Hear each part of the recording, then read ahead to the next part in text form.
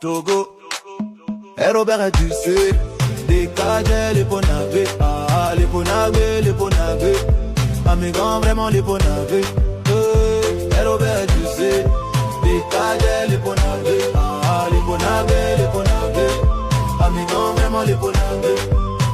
On dirait ça devient grand concours de mensonges dans unir. On a connu Gilbert Bawara, on a connu Adjouroubi. On a vu Afang Beji, Christian Trimois, Abbas Kabouné, parlons pas. Et Robert Ducé, ton niveau a dépassé le Togo. Et Robert Ducé, des cadets, les ponavés, ah les ponavés, les ponavés, ah mes grands vraiment les ponavés. Et Robert Ducé, des cadets, les ponavés, ah les ponavés, ah mes grands vraiment les ponavés.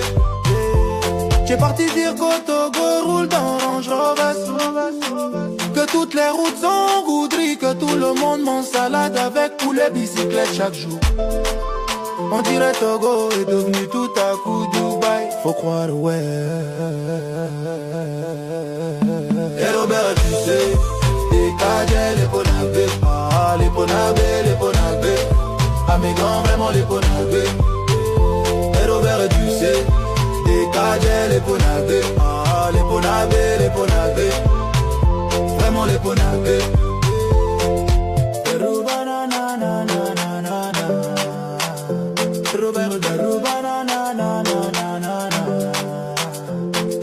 Vraiment la honte a quitté les dirigeants togolais, le peuple reste debout. Des affaires étrangères, professeur Douzé. Avec beaucoup d'humilité, votre petit frère que vous connaissez, parce que je vous ai dit qu'on s'est rencontrés déjà à l'hôtel Adlon le mardi où vous étiez en train de quitter l'hôtel Adlon quand la délégation du président est en train de... C'est moi. Je vais vous jouer ça là et puis on va écouter encore.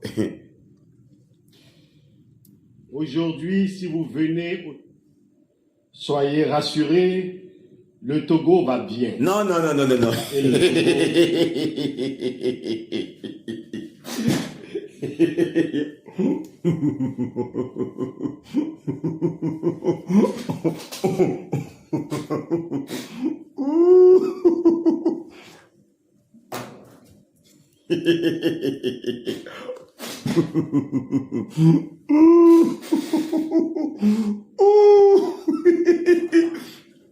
Bon,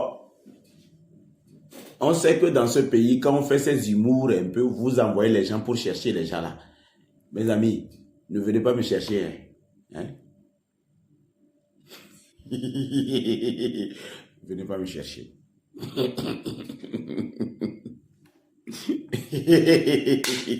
Je vais vous expliquer pourquoi. Vous savez, dans la vie, quand vous tombez sur la réalité des fois nous donne envie de bouger.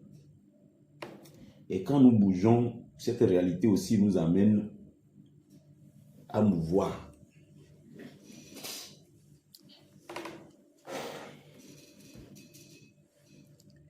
Nous avons l'assurance que le Togo va bien.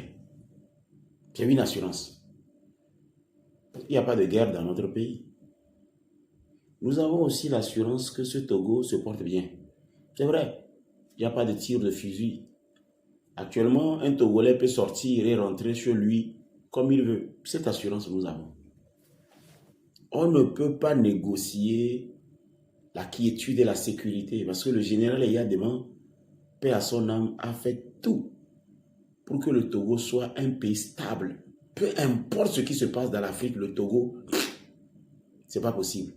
Ça, on sait. Mais l'assurance dont nous parlons, combien de Togolais comprennent que ce n'est pas normal qu'on se lève et puis on fait 3 jours sans manger? Parce qu'il y en a comme ça, monsieur le ministre. Il y en a. C'est vrai que chez vous, quand vous quittez votre bureau, vous prenez votre route, vous tombez dans un trou, ça fait bobolom. Nous, on est dans des taxis, ça fait pas classe. Pour vous, ça fait bobolom. Parce que ça, c'est des amortisseurs de 4x4, bobolom. Puis vous êtes de bodobom, bolobodobodom, bolobodom. C'est assisté. Nous, ça fait plax, bolokos. Donc, les réalités, je peux comprendre et c'est pourquoi moi je suis d'accord avec vous. Parce que pour vous, on bloque la route, on passe la bonne partie.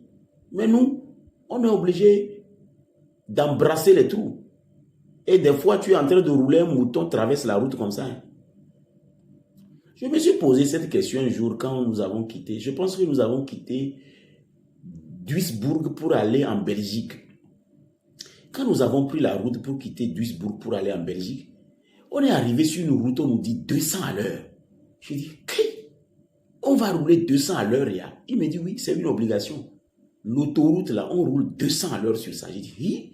Et si un mouton traverse, il dit, tu penses qu'on est au Togo? Il dit, mais bon, et si on rencontre un trou? Il dit, oh, tu penses qu'on est à Lomé ou quoi? Ce qui veut dire que 200 à l'heure, c'est qu'on ne va pas voir un mouton traverser. Et c'est comme ça que j'étais dans la voiture. On a quitté Duisbourg. Duisbourg, c'est en Allemagne. Et nous avons pris la route de Belgique. Nous avons mis moins de 2 heures en voiture pour arriver en Belgique. En voiture. Mouah! C'est pourquoi quand des fois les gens s'agitent à penser que moi aussi je suis comme eux, j'ai voyagé beaucoup. En Suisse, j'ai roulé une voiture. En Allemagne, j'ai roulé une voiture. En Belgique, j'ai roulé une voiture. Et j'ai compris que le Togo, on a juste l'assurance de rentrer chez nous pour que quelqu'un ne nous gifle pas. Mais après ça, là, on fait comment pour manger? Ah, parce que nous chômons, hein. Il y a beaucoup qui chôment. Je pense, monsieur le ministre, la prochaine fois, quand vous parlez de l'assurance, il faut que cette assurance réjaillisse plutôt sur la santé pour tous où nos mamans ne sont pas obligées de payer un bon avant de se faire soigner, or qu'elles veulent accoucher. La femme est en train de faire le travail, on l'a mis dans un taxi au lieu de l'ambulance, elle arrive, on dit aller chercher le bon avant qu'elle accouche. Voilà, c'est l'assurance là dont on parle. Si vous êtes trop fâché, appelez-moi. Il ne faut pas envoyer la gendarmerie pour me chercher, s'il vous plaît. Ce que je dis là, si vous êtes trop fâché là, mon numéro, appelez-moi, je vais venir. Il ne faut pas envoyer la gendarmerie pour venir me fesser et puis m'épiler. Non, non, non, non. Moi, je suis en train de vous dire juste que dans ce pays, il y a des trous. Il y a des routes qui n'ont pas de caniveau. On n'a pas de toilettes sur des routes. Donc, si vous voulez m'arrêter, ne m'envoyez pas quelqu'un. Appelez-moi, je vais venir. S'il y a des excuses publiques, je vous présente. Mais qu'aucun gendarme ne vienne me chercher. Le gendarme, il te tape avant de t'amener.